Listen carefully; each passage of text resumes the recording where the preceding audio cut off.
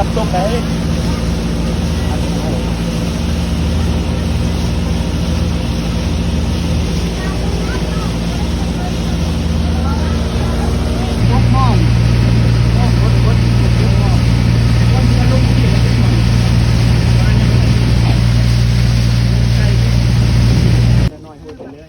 เป่าหัวทิ่มได้แล้วค่อยสิเงี้ยเองเป่าหันบนแล้วเป่าเด้อที่จะตอกลงแล้วเป่าไว้เด้อใส่ตุ๊กมันบวเปื่อยเนาะตุ๊กอะไรทิ่มได้นี่นะนี่เป็นยังไงทิ่มรถคิดตัวนี้ลูกหลานผู้ยังคิดกันหอมกันมาไปบ่ได้คนนี้ทุกข์ใจ